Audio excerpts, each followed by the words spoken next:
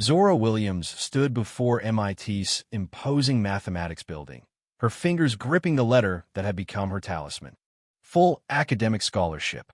The words shimmered on the page like a dream made real. A Southside Chicago girl in one of the world's most elite institutions. It still didn't seem real. She took a breath and smoothed her blazer. "You got this," she murmured. Inside, the wood-paneled corridors and brass plaques bore the weight of legacy. White male faces and stern portraits stared down from walls, silent sentinels of a different era. At the administration desk, a woman barely glanced at her. "I'm here to pick up my course materials." Zora Williams. "Are you sure you're in the right department? This is advanced theoretical mathematics." Zora slid her letter across the counter. The woman checked the computer, then raised an eyebrow. "Oh, Dr. Wells' new advisee." "Yes." At that moment, the door swung open. Dr. Harrison Wells entered with his usual entourage. Dr. Victoria Stanford and Dr. Richard Bennett. Wells towered. With silver hair and glasses, he peered over rather than through. "Miss Williams," Wells said, shaking her hand without warmth. "Our diversity initiative candidate." Zora bit her lip. "I'm your new advisee." "Interesting," Stanford muttered. "Perfect scores from school we don't usually recruit from." "Talent can emerge from anywhere," Zora replied. "Indeed," Bennett added with a dry smile. "Though true genius tends to leave a trail, published papers, competition wins." "I don't recall seeing your name." She didn't answer. They didn't need to know she had taught herself from library computers after her school cut advanced math. "I look forward to surprising you," she said. Wells chuckled. "MIT doesn't appreciate surprises, Miss Williams. Excellence here is expected." As they walked off, Stanford murmured, "Another diversity admit. She'll be gone by Christmas." Zora stood alone in the hallway, hand tightening around her letter. Beneath the nerves was something stronger. Determination.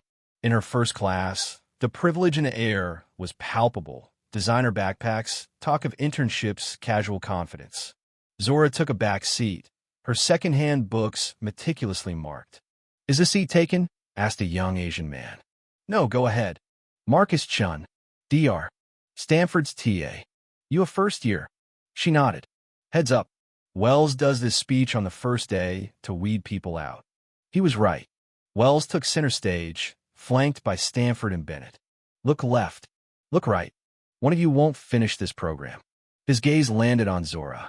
"Some of you are here due to exceptional talent. Others due to broader selection criteria." Marcus stiffened beside her. "Diagnostic assessment," Stanford said, handing out sheets. "Complete now." Zora recognized advanced problems, far beyond undergraduate level. While others sweated, she calmly worked through them. 20 minutes later, she handed her paper to Bennett.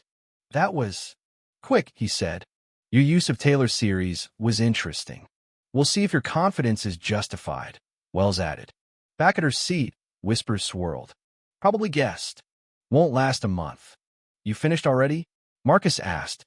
They weren't that complex. Maybe Wells' definition of impossible needs revision. After class, Wells summoned her. "Perfect scores from someone with your background raises questions," he said. "I studied independently," she replied. "Rarely yields this level of mastery," Stanford cut in.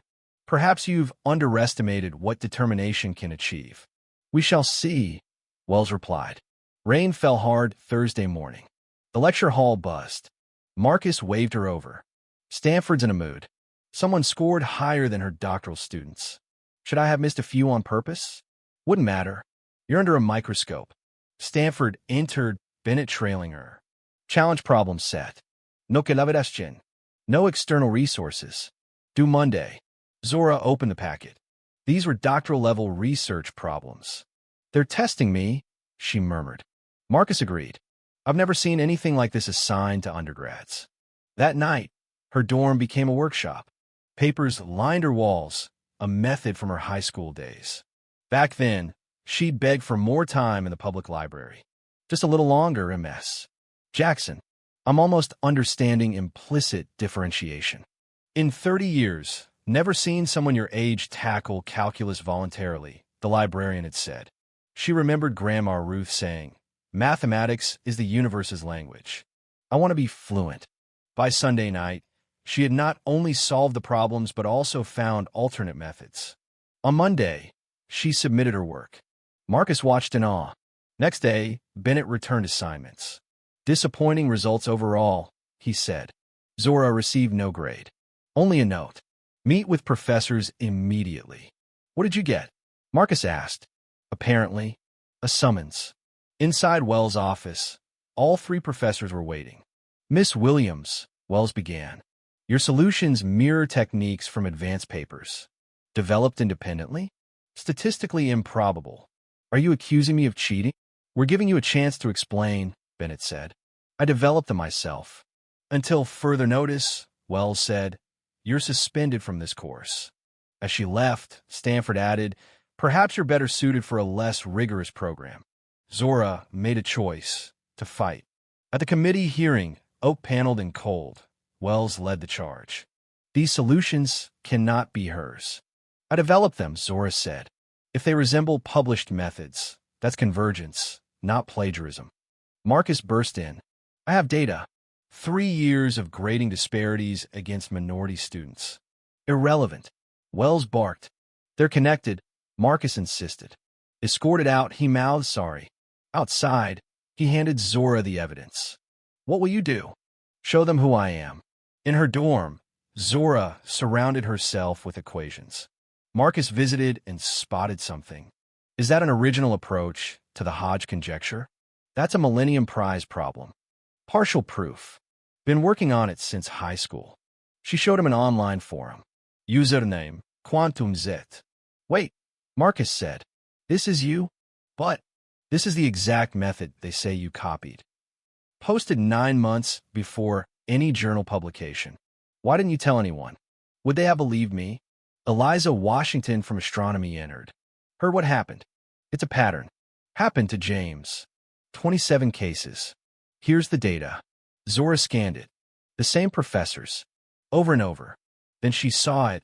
An email about a guest lecture by Fields medalist Dr. Terrence Wong. He cited Quantum Z. "He's trying to find me." She emailed him. Told him everything. That Friday, the demo was set. Zora would attempt Rasmussen's differential equation. Publicly.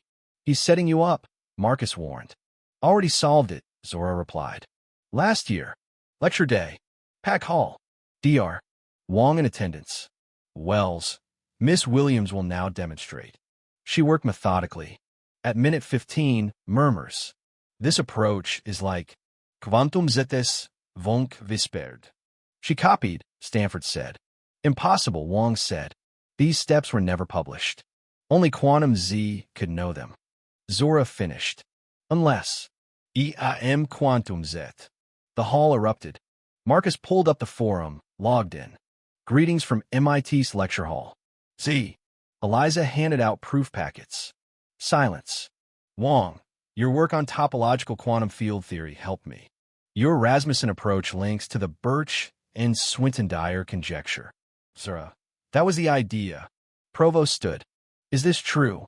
"No way to know," Wells muttered. "You chose not to know," Eliza corrected. "Wong, she published under a pseudonym because you gave her no other choice. The work is hers." Zora was invited to dinner with Wong. Wells protested. "Miss Williams is an MIT student." "For now," she replied. Outside, students cheered. The next week, formal hearing. This time, Zora sat at the table, not alone. Eliza and Marcus flanked her. Dean Hargrove addressed the room. "We failed. Not Zora. All charges dismissed." The provost announced sweeping reforms. New grading protocols. Integrity Committee restructured. A new initiative, the Quantum Initiative. Zora was its first student advisor. Wells stepped down. Stanford and Bennett underwent review. Apologies followed. Zora accepted them, but added, "Recognition is a start. Real work begins now." 1 year later, she addressed incoming Quantum Initiative students. "Your brilliance isn't exceptional," she told them. "It's been overlooked. Not anymore." In the front row, Grandma Ruth beamed.